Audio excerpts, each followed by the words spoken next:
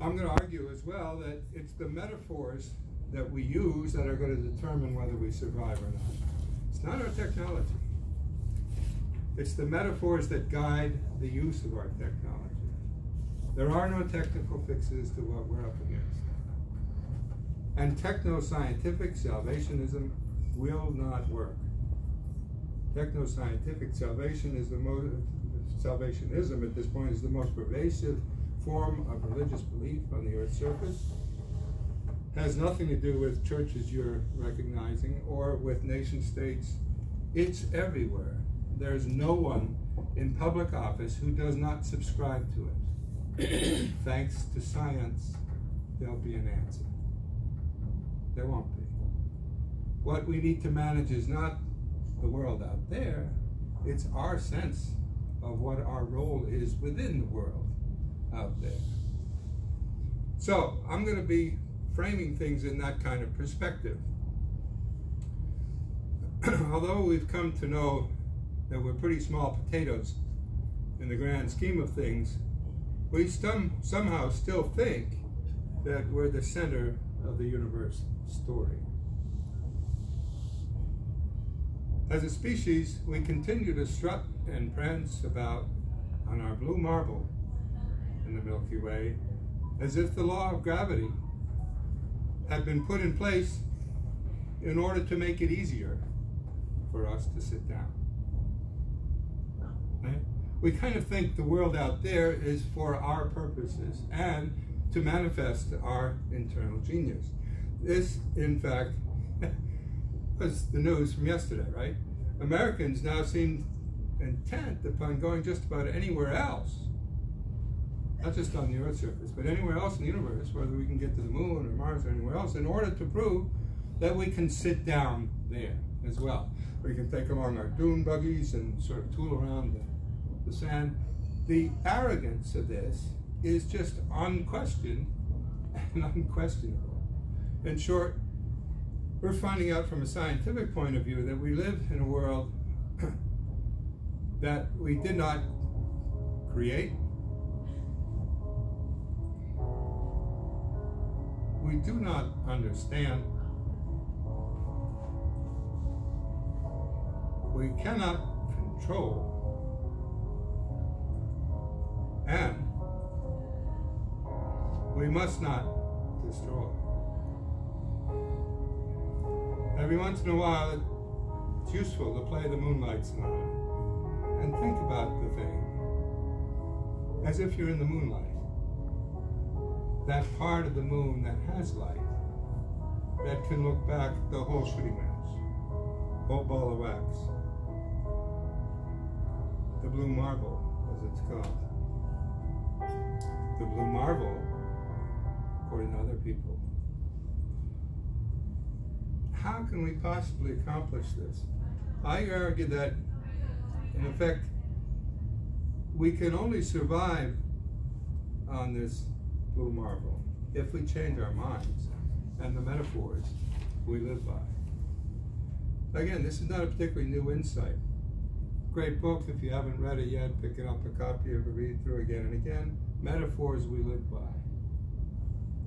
Written by sociologists. In effect, our collective choice about the future will come down to a question of the way we live unconsciously.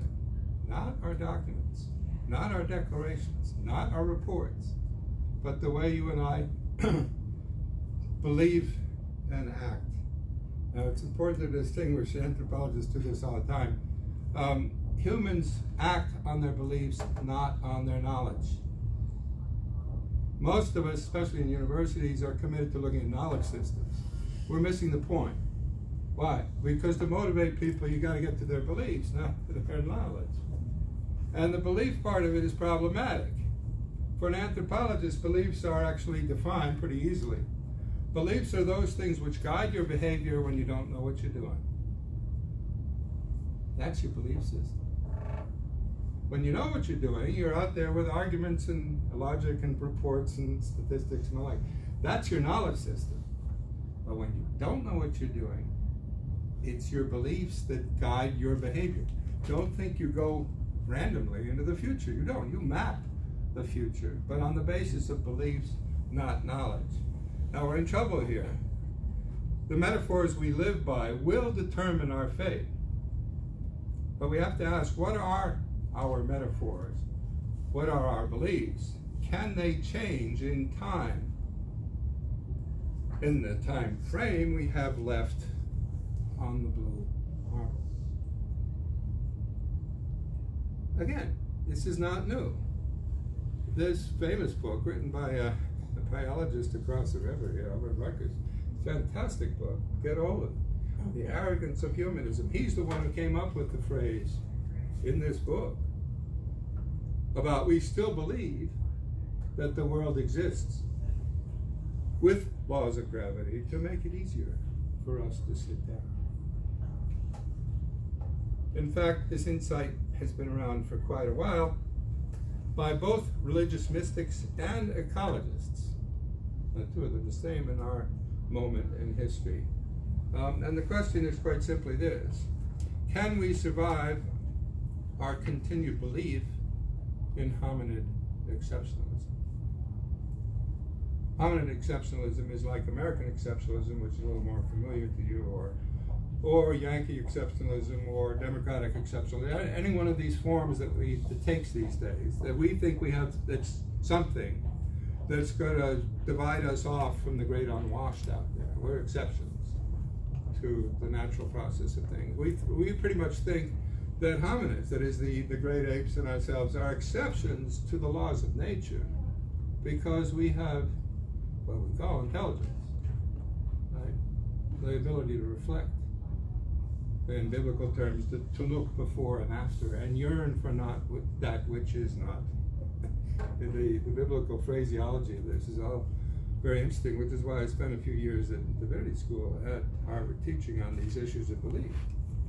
People wouldn't take me seriously about techno-scientific salvationism until I pointed out one after another the fundamentals of their belief were united across all traditions. Can we survive our continued belief in hominid exceptionalism? Put it another way, in evolutionary terms, biologists will ask straightforwardly, is intelligence adaptive? Not at all clear. It's an open-ended experiment in evolutionary terms. It's not clear that intelligence is the key to survival on a planet governed by the laws of evolution. Evolution has to do with the ability to reproduce, not with the ability to understand. If we get to our circumstance in which we're in time and space destroying ourselves, one another, and our life support system, we won't be able to reproduce no matter how much intelligence we use to do that, right? So intelligence itself is not selective in a preemptive sense. We have to prove that it is. On one level, this may be easy to locate ourselves and not very problematic. We all can quickly say who we are and where we are by institutions. You know, I'm in the UNA or something like that. Well, I've taught in academia for a while, and I've been teaching different courses. This one is on global climate change, the science, social impact, and diplomacy of a world environmental crisis. And the question is, what is our place in the global order of things? This is what I co-taught with an atmospheric chemist, an anthropologist and an atmospheric chemist. We had very interesting ideas to exchange on this. The second had to do with environmental ethics, which had to do with the question, okay, after we figured out what our place in the system is, given our place in the system, how should we behave in that system? Ethics has to do with the oughtness of things. You ought to do this, you ought to do that, you ought not to do this. Those are the rules, implicit rules in any human society. There is no society without ethics, just as there is no society without language, human society. All things that are structured in the is-ought tension, things are like this, but they ought to be like that. That's the implicit ethic of that culture. And what you do as an anthropologist is figure out the implicit ethic in its cultural setting, just as you figure out the implicit grammar of any unknown language. You may be parachuted into a tribe somewhere, and within, if you're a good field linguist, within 3 weeks you can come up with its grammar. You may not understand a word, of what's being said, but you can understand the structure of exchange if you learn to listen to the notate things in International Phonetic Alphabet for that. In any case, the third aspect of this was, how should we learn to behave towards fellow human beings? That's the environmental justice component. So in terms of layers of the onion or peels or whatever metaphor you want to use, I started back at this, okay, where are we in the ecosystem? Therefore, how should we act in the ecosystem? Therefore, how should we act to one another, given that we're all in the ecosystem? And I've ended up going on to think about this in post-university contexts, or meta-university contexts, global university contexts, in the Cambridge Climate Research Associates, where we're looking at it, how can citizens best act to survive a changing climate? At this point, we're not going to be able to stop the climate from changing. In fact, at any point in history, humans have not been able to act in a way to stop the changing climate. Changes in climate have been with us for the last 4.3 billion years, and affording a moment for the emergence of the human structure not too far in the past, about 1 million years ago. So some of this, if you don't act correctly, you'll end up underwater. And that's what I mean by being on the edge. One of the things we do is look at that Boston circumstance. One of the things I've done, I hope you'll do it down here in New York, and since you're in the mayor's office, you can easily set up a YouTube channel. This is just a YouTube channel to share the information about sea level rise. It's on the back of the other thing as well. You can scan it in easily enough and get all I'm doing there. By the way, I'm not generating a lot of new information. Occasionally I'll go to lecture and I'll put it up there, but in most cases what I'm doing is sharing the information that's out there on YouTube. Most universities don't realize it yet, but they've been upstaged by YouTube U. YouTube U is basically the English language inter-university council at this point. There's also a lot of other garbage on it, which is what's problematic. But what I'm going to argue here for the next few minutes is that universally, we're going to experience the climate change crisis as a water crisis. And it's already happening. You don't have to look any further than Mozambique these days to see what, 2 typhoons in 6 weeks do to a country. But the irony here is that we're running out of water on the only blue planet in the known universe. Still got the same amount of water. It does. It's just polluted. Well, it's in different places too. In different places. So this is the whole point here. We find out when we look around, where are we in time and space? We live on the only blue planet in the known universe, and this is worth reflection. One of the things that scientists reflect about is, are there other forms of intelligent life out there? Well, we may not know, but in any case, they may have evolved and gone through the stage of extinction that we are facing. In other words, it may well be that intelligence itself is self-destructive in global and cosmic terms. But it's fun to speculate on this and, in fact, think about it.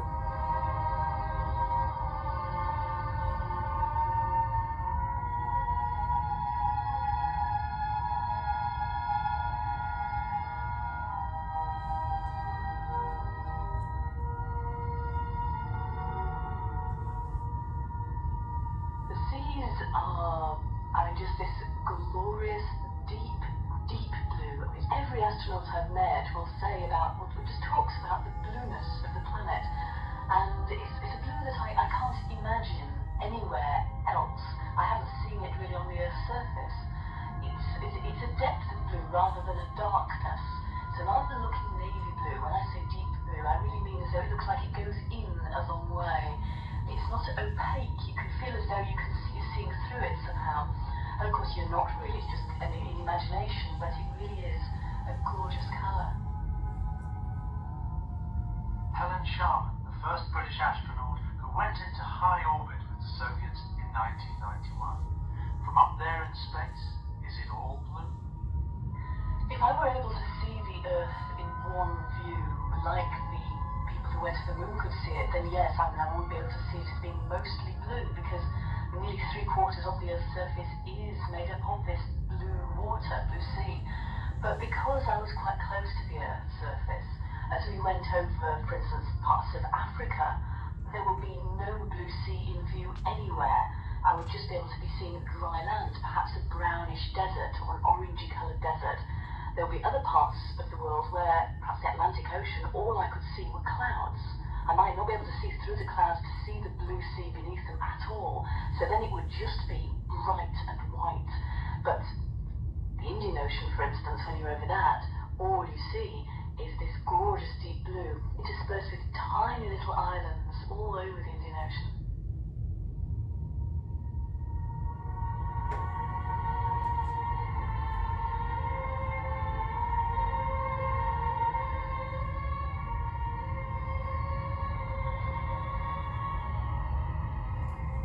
Sharman, the first British astronaut, I flew into space with the Soviets back 5 years ago in May 1991, and I spent 8 days in space altogether. Most of the time we were about 400 kilometers high, so say about 250 miles above the Earth's surface.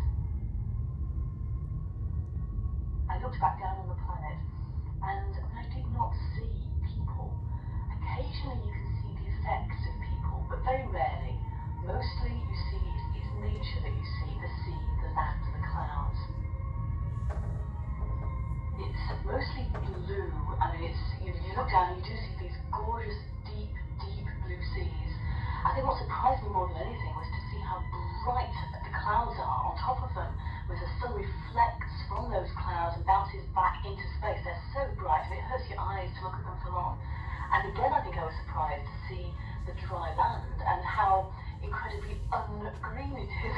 It's not green at all. It's brown, it's red, it's orange, it's grey, perhaps where vegetation is growing, but green generally it's not. You've seen pictures of it, and you've heard people talk about it, but nothing can really prepare you for what it looks like. The Earth is dramatically beautiful when you see it from orbit. You know, more so than any picture you've ever seen. It's kind of an emotional experience too when you look at it, because you're removed from the Earth, but at the same time you feel this incredible connection to the Earth, like I'd never really felt before.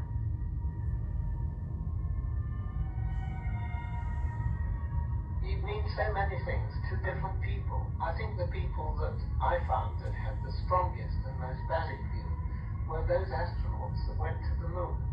I've had the pleasure of speaking to one or two of them, in particular Jim Lovell, who was the captain of that unfortunate one that nearly didn't make it. That's right, and also Rusty Schweikert. And both of them are quite adamant that when they look back at the Earth from the distance of the moon and saw that small sphere, as Jim Lovell put it, if he put up his thumb at arm's length, it completely blotted out the Earth. They realised that that was home. It wasn't America, it wasn't their street or anything like that, but that planet was home. And it was a powerful image, it was a powerful feeling they had. And I think somehow that has been conveyed to all of us, so that that image of the Earth has become like the cross and the crescent, an icon of almost religious significance. Any of you know whose voice that is? James Lovelock. Author of the Gaia Hypothesis. Yeah. Well, I've been asked to wrap up here, so I'll jump over abusively a lot of information. But just to show you how desperate it is, the world's water here is 97.5% salt water. Of the remaining part, 68 or 69% is locked in glaciers and disappearing fast into the salt water. Groundwater accounts for 30% of fresh water, and it's being pumped. It's fossil water, in most cases laid down in the last glacier, like the Oglala aquifer. It's being pumped out and used to flush out remaining fossil fuels and things like fracking. Only 0.3% is in lakes and rivers, and the entire human shooting match depends on that 0.3%. If you look at the trends of what's happening in all of those things, and the trends of the increase of the human population, and secondly, where that human population is organized. Now here again, long-term anthropologists will look at the big question. Demographically, humans are a marginalized species. What do I mean by that? Well, I mean what demographers mean, namely that on every continent, in every culture, in whatever language, people are moving from the center of continents to the margins of continents. At the same time, the sea level is rising. Not a good recipe for stability or sustainability. Just this week, one of the implications of human self-arrangement on the planet has been dramatically hammered home. European maritime empires came to dominate the world since 1492, right?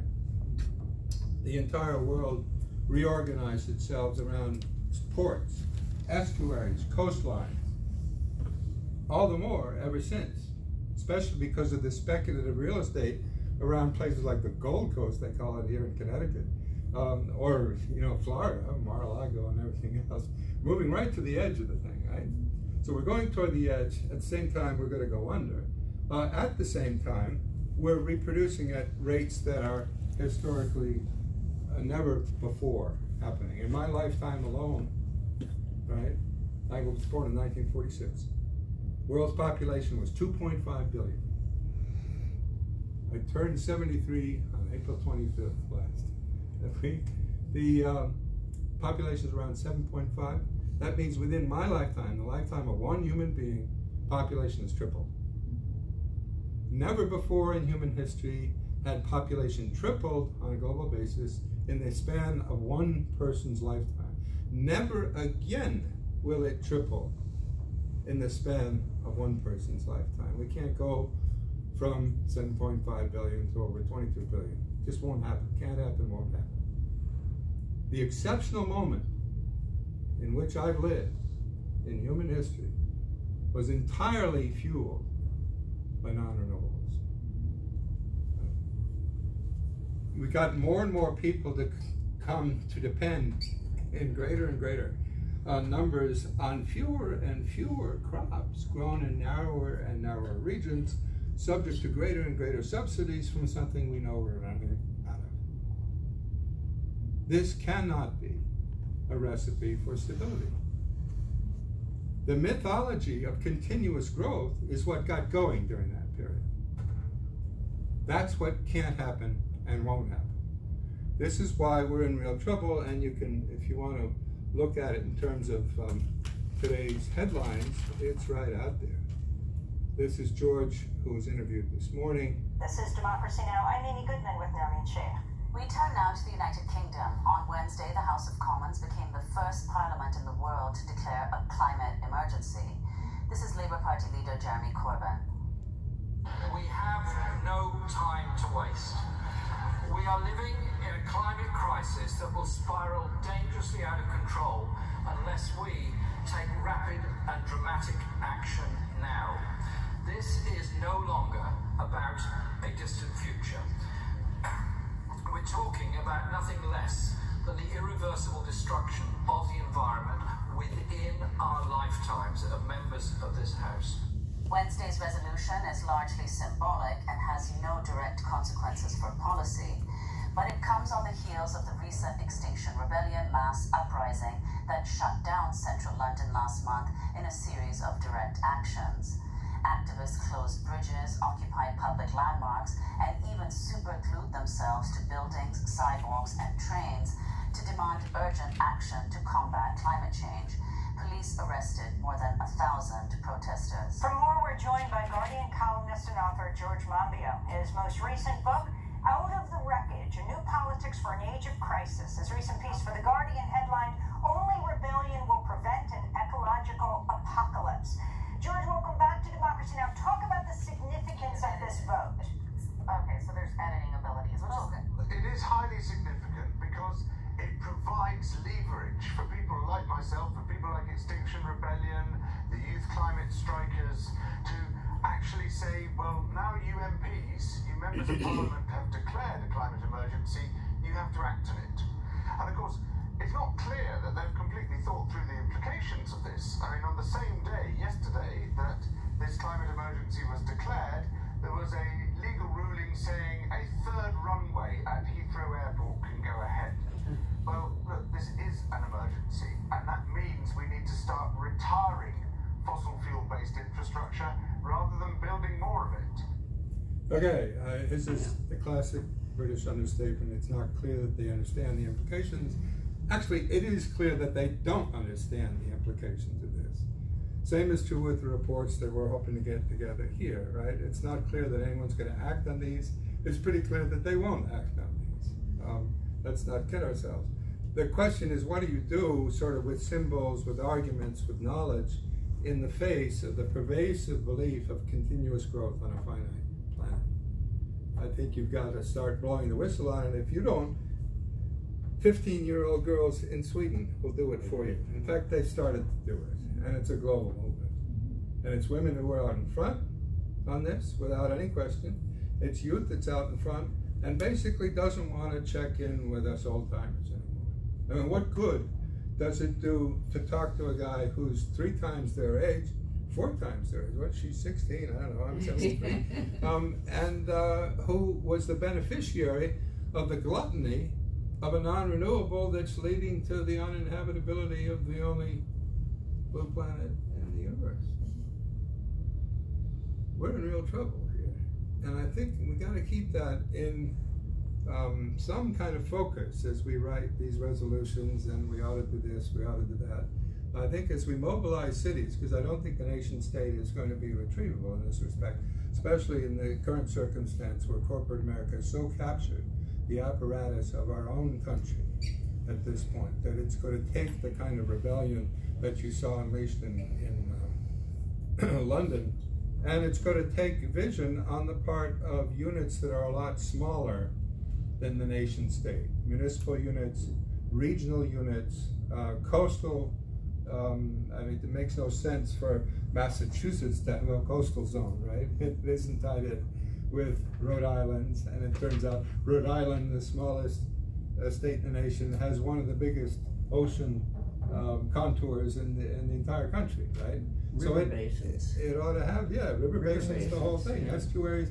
These are going to be ecologically based units, because that's where survival is going to start taking place. This means we got to rethink agriculture from the ground up, and if we rethink everything we thought we knew.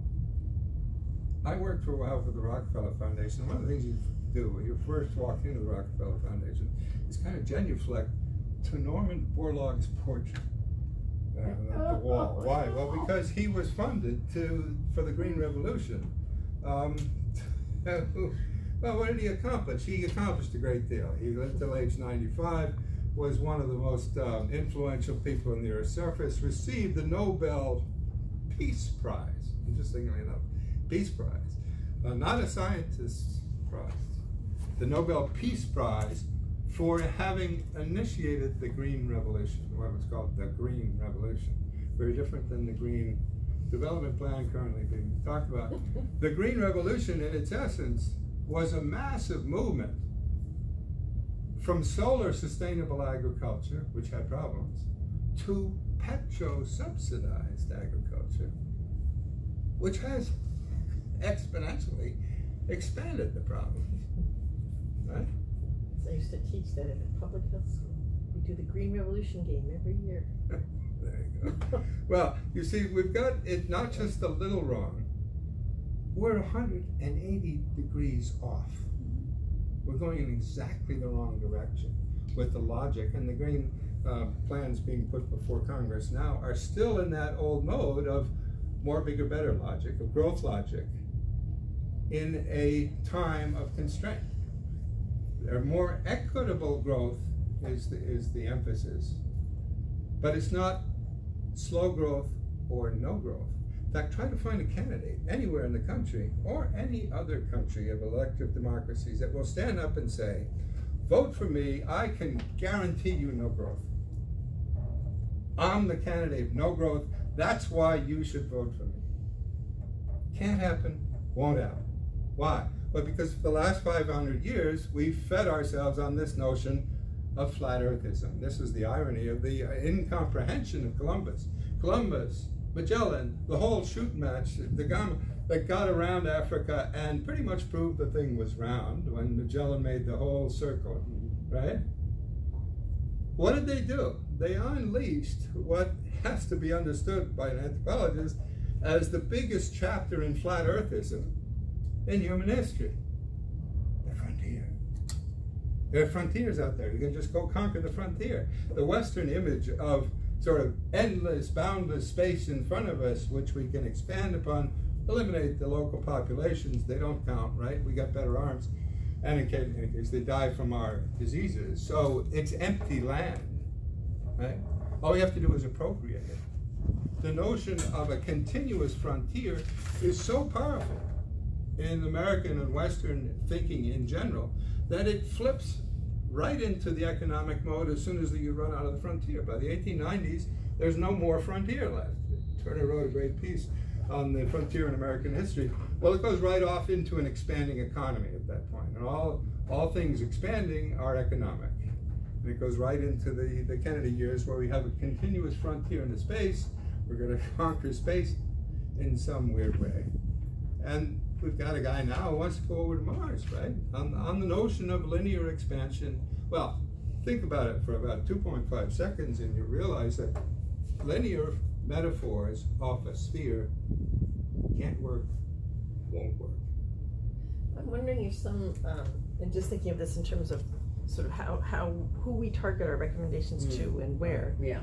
Because in reflecting on this, and I'm not an expert by any means, but I think the notion of that frontier and who's in the frontier, the current U.S. position on the environment, the flyover states, and the fact that so much of the focus of concern within the climate movement has been, well, generationally, the difference that you previously described in terms of young people and women and girls, but I think literally spatially has been focused on coastal areas. It's not unusual that Vanuatu and the UK and that they're island actors who have been at that forefront. Small islands. And I would consider Manhattan a small island. That those may not be the people who are making the decisions or have control over the decisions that would shift this climate factor, and they're not the people who see the water threat. They may be the people who could see the water shortage. Although, I mean, having lived in Colorado for a long time, that, you know, the fights over the Colorado River and who uses the water from the Colorado River is one illustration of that. I think, and I'm just trying to think about the value and the power of the city movement, and I don't know the distribution of cities within the city movement. Are you finished, Tim? No, but I never. We're like 30 minutes behind. Yeah, well, I was just trying to link to sort of Tim. taking this historical view and thinking about how it relates to who we target our right. Well, one of the messages. things is that I think you need to keep the big metaphors out there. In other words, you have to get the fact that sustainable growth is an oxymoron. Right. Right. Right? And the trouble is that our political apparatus in any country, any language, any nation state is harnessed to growthism. This is problematic because the UN is harnessed to the sovereignty of states, right? You can't get around that. You can start mentioning it in the cultural organizations, scientific and cultural organizations, which we have systematically as a nation state withdrawn from. In other words, we're not in UNESCO anymore, so we don't even listen to the chorus of scientists, and we're defunding science all over the place. Our last best hope is to link up with scientists in other parts of the world before they destroy our data. There's a huge scientific effort to get all of the computer data up to Canada on servers before this administration actually destroys it. This is not a trivial issue. Send it to Norway with the seeds. Well, the problem with Norway is that it's melting, and we have the big seed bank in an area that's actually melting, and you're going to have to spend fossil fuels to refrigerate something north of the Arctic Circle. Tim, I think you can make comments while we have our discussion. Okay, yeah, that'd be good. Because otherwise we'll never get to the discussion. Right. And I think, okay, the discussion was supposed to start at 2:40. Do we need a quick break? Yes, people need to go get some water, go to the bathroom.